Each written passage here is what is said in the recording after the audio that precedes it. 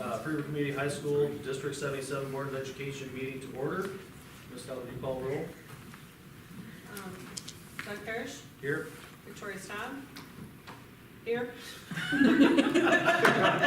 Okay. That's all right, Vicki. Mike Reynolds. Here. Ray Madrell. Here. Dennis Haas. Here. Angie Miller. Here. Dean Gow. Ms. Weiler. Here. Okay, that's a quorum. Let's rise for the Pledge of Allegiance. I pledge allegiance To the flag of the United States of America, and to the republic for which it stands, one nation, under God, indivisible, with liberty and justice for all. Okay. Do we have any agenda changes? We do not. Okay, at this time, we'll have opened up to public comments. Do we have any public comments tonight? Seeing none, we'll move. All right, we've all had a chance to look at the consent agenda. We need a motion to approve the consent agenda this evening. I'll Motion by Mr. Haas. Angie, second. All those in favor say aye. Aye. Need a roll call. Oh, we need a roll call, that's sorry. We'll start you with you, Vicki. Aye. Keep me on my toes here. Aye. Aye. Aye. Aye. Aye. Motion passes. Do we have any committee reports this evening? Nope. All right. Student members report. Okay, so I have several things to talk about tonight, and the first is a program called Teen Court that our school has been involved in. So I am one of 5 participants in this program, and as part of Teen Court, every other month we meet at the Belleville County Jail to participate on a peer jury. We get to listen to cases of first-time nonviolent offenders, usually teenagers from the surrounding areas, and ask questions so we can create a sentence for the offender. These sentences can include things like writing letters of apology, creating vision boards, completing community service, and other creative solutions we can come up with that we feel will help a particular teen get back on track with their life. They have 3 months to complete their sentence, and if they do, then whatever crime they committed will not go on their record, and they will get to come back to teen court for a final graduation ceremony. Besides myself, Riley Olson, Chloe Hamilton, Olivia Lester, and Ellie Eichenlaub are currently involved, and this year's session begins with a training session on October 20th. Moving on to student council, we recently held freshman elections, and last Thursday was the first meeting for the new freshman members, and the new members are as follows: Sam Marler, Carmen Stein, Nolan Black, Antonio Borja, Jolena Crowder, and Abigail Benedict. This morning we made cards for veterans at the Freeburg Care Center, and we plan on taking a trip to the Care Center to be there when the veterans are given their cards and to celebrate with them. The math team performed very well this past Monday. In individual contests, they got 2 first-place finishes, 1 third place, 2 fifth places, and 1 sixth place. They also got a first place in their team competition. For band, the band is performing at their last competition on Saturday night in El Paso, Illinois. They have worked very hard over the last couple weeks in preparation for the competition and expect to do very well. Art students volunteered at the volleyball pink-out night and painted faces, and they also painted faces for the chili cook-off kids corner. And then moving on to sports, so for golf, girls golf had a very successful season. They finished with a record of 12-6, placed 2nd in conference, 4th in regionals, and these are their best finishes since 2011. For cross country, both the girls team and the boys team won conference this past Saturday and are getting ready for regionals, which our school is hosting at the Smithton Park. For football, the varsity football team is currently 6-2, heading into their last regular season game. Last week, they won a share of conference title, and next week starts playoffs. The sophomores finished their season Monday with a record of 3-4, and the freshmen will finish their season tonight with a current record of 2-3. Soccer just finished their season with 14 wins, 9 losses, and 2 ties. They won the Jerseyville Panther Cup for the first time, and they recently ended their season with a 1-0 loss, but a valiant effort in the regional final versus Murfreesboro. For volleyball, the volleyball team hosted their annual pink-out night on October 2nd and raised over $1,300 for a local family battling cancer. They also placed 2nd in the Quincy tournament and 1st in their own Monster Mash tournament. With a win tomorrow night, they could claim sole ownership of the conference title, and regionals begin for them next week. And finally, the cheerleaders will be performing their senior dance at halftime tomorrow night, and they're also getting ready to start competition season next week. And that wraps up my report. Okay. Any questions or comments? All right. We'll move on to the principal's report. Good evening. Julie Kozinski is our lone teacher here tonight from the math department. Everybody should have a coaster.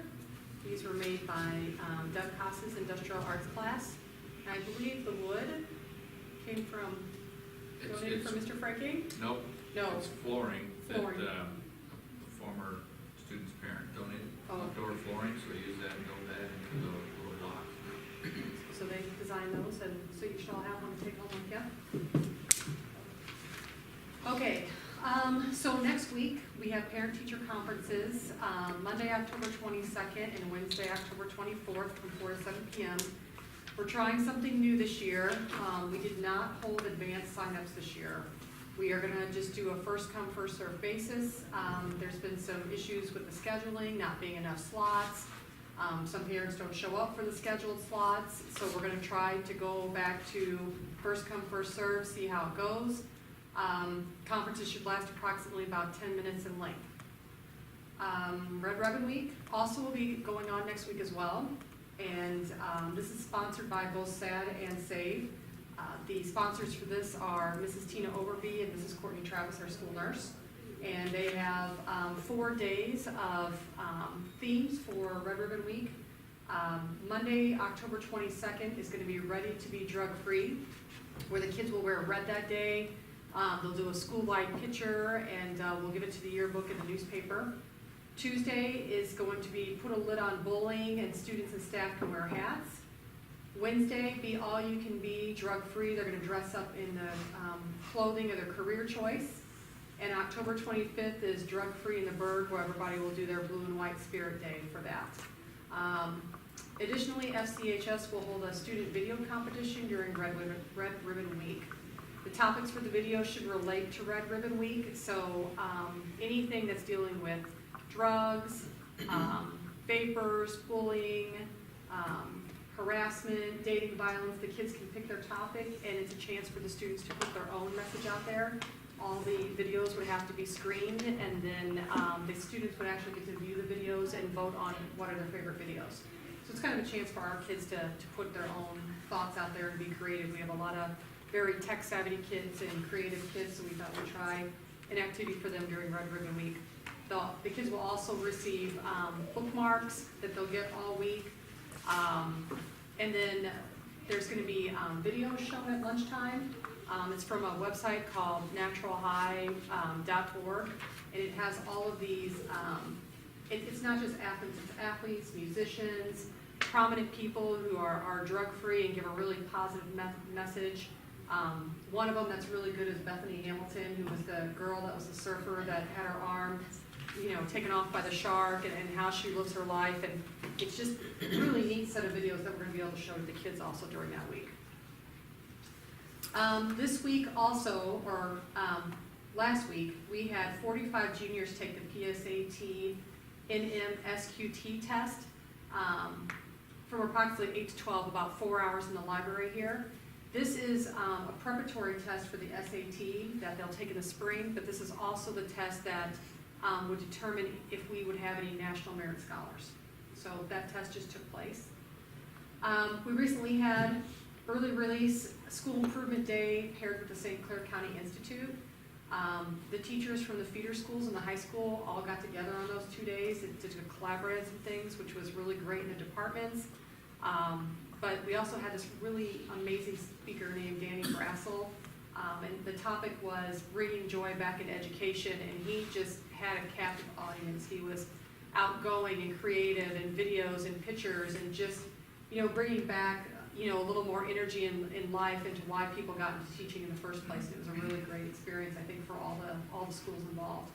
And that whole week, or the whole in-service was put together by the superintendents for feeder schools. So it was a really, really nice time of programming. And then this happened after the last board meeting, but at the end of September, St. Clair County judges, Rudolph Heinrich and O'Gara, his last name's O'Gara, they came and presented 2 programs to all of our students here over 2 days. One was over cyberbullying, which was just an absolute fantastic presentation that they all sat through. And then they came back the second day and did 7 reasons to leave a party. And they went over all the normal kind of stuff that you talk about, how cyberbullying can hurt people and this and that, but then they actually brought in legally what can happen, legally if you're, sending inappropriate pictures, legally if you're doing this. So it was kind of neat to see the other side of, what legal things can happen, and, so hopefully that was an eye-opener for some of our kids, but the presentations were really, really well done. That's what we got going on. Okay. Thanks. Any questions or comments?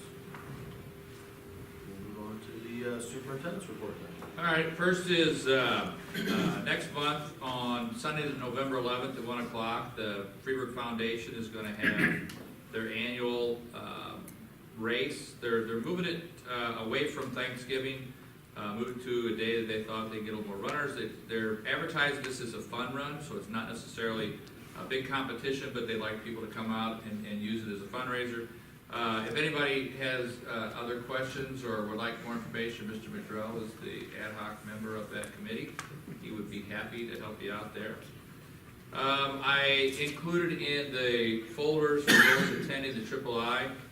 I believe the conference preview was in the board packet, but that's available online. And then I also include the itinerary. We are going to take the train up this year, just to try to a little change of pace. We'll leave on that Thursday, come back on Sunday. I want to remind board members, because of that, our board meeting is changed to Tuesday, November 13th. Monday is a holiday, so we're going to have our board meeting on Tuesday, November 13th. And this is not in there, but I did talk to Doug. At 6 o'clock that night, we're going to hold a finance committee to go over the levy information. So that'll be the first reading of the levy at the November meeting. So we'll have a special meeting, a committee meeting at 6 o'clock, and then the board meeting at 7 o'clock on the 13th. I want to congratulate Mr. Dean Gauk and Mr. Ray Madrell. They were both honored at last month's Southwest Division meeting in Collinsville. They both have attained the Master Board Member Level 3. That takes time to get that, plus training. So I'd like to thank both of those fine gentlemen for their service, and congratulations. I also wrote a little bit about the speaker on the County Institute. It was really good. Just for anybody that wants to know, we used title money for that, so it really didn't come out of the budget we used for everything else. So it was money well spent. It was really good. Also, Angie Miller, who is the chair of the Strategic Planning Committee, is interested in setting a meeting. So I don't know if we need to spend time in the meeting tonight, but she would like you guys to kind of be a little active in her planning of this and help her out so we can plan a meeting and get that going. And that's all I have. Okay, any questions or comments? All right, seeing none, we'll move on to old business. All right, this is the culmination of a few years' work with this consolidation, reorganization. As you know, we passed that out, I believe it was in September, maybe it was in August, I don't remember off the top of my head. But the report from the committee, overall, they gave about 4 different possibilities. Their recommendation would be that all 4 districts consolidate. I know that San Liborio is not interested, but moving forward, their recommendation would still be for District 70, District 77, and District 130 to consolidate. The steps in that would first be for us to pass a resolution to form the Committee of 10. Once that's done, then that Committee of 10 can just research more information about the consolidation of those 3 districts. Passing the resolution is not giving a thumbs up to actual consolidation, it's just asking or telling the public that we want to seek out more information. I know the other districts, District 70 and 130, are both going to look at this resolution as well. I believe Freeburg board meeting is next week and Smithton is the following week because of parent-teacher. So their resolution is essentially identical with just the names changed to reflect their particular school. I think it's with all the work that we put in, I think it would be worth trying to put together more information and presenting this eventually, if it works out and if the boards agree, presenting this to the voters to cast their vote if they want to consolidate or not. I think this is gonna be a few years' work. I don't think this is gonna be anything that's gonna be done quickly, but I think the numbers and curriculum specifically kind of push us towards saying, yes, let's look for more information. So, any questions? Okay, any questions?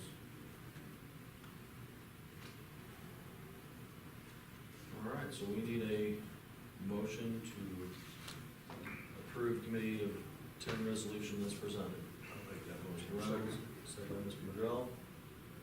All those in favor say aye. Aye. Any opposed? Okay. We'll move ahead with that. All righty. On to new business. This is a change in the law a couple years ago as far as expense reports. If you did not put an expense report in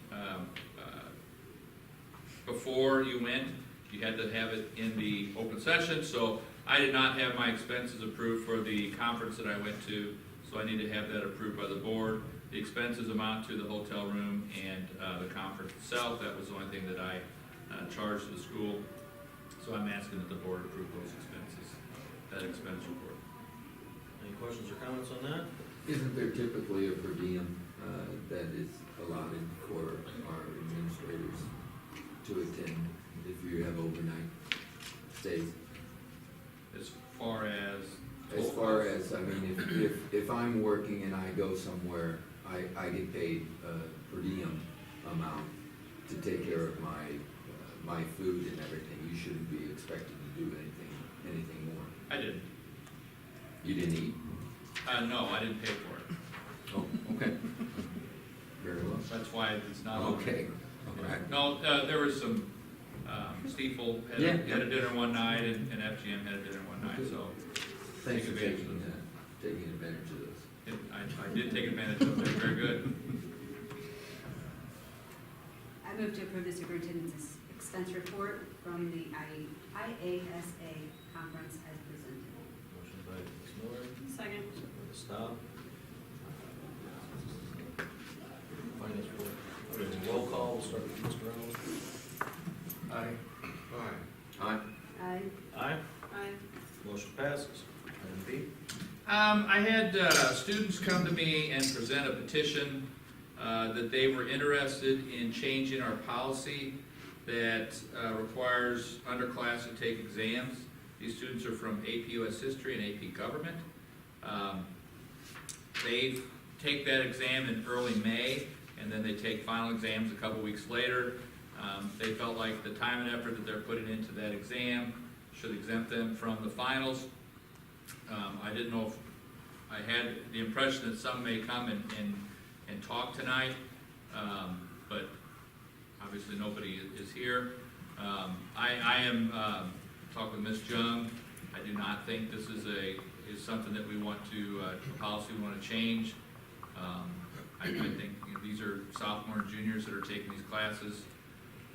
They have 2 weeks to study. If they study for the AP exam, I feel like they're preparing themselves for the final exam. So I personally don't think, my recommendation would be that we don't change the policy, but if the board would like that to happen, then we can do that over 2 months at the November and December meeting. So, I don't know if any questions or not. I'm just gonna assume that a lot of the same material for the AP exam is gonna be on the final exam.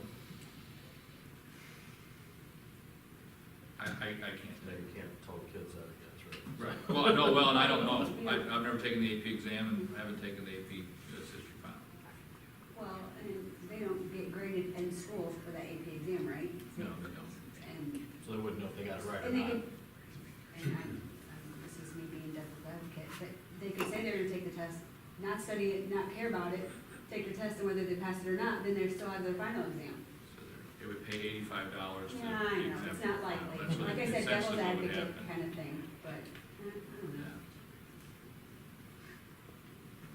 I think they have 2 more weeks to study for the final. I think that's plenty of time. Repetition is the brother of the learning. used to conduct workshops, and we would preach that. And the more you touch something, probably the more you've got it. And I'm a little confused at why you wouldn't want to touch it and touch it and touch it, and you know you've got it. For present, future, whatever. It seems like it would be an advantage to get all you can, or get your money's worth, so to speak, from these experiences. Just a thought. Any other questions or comments?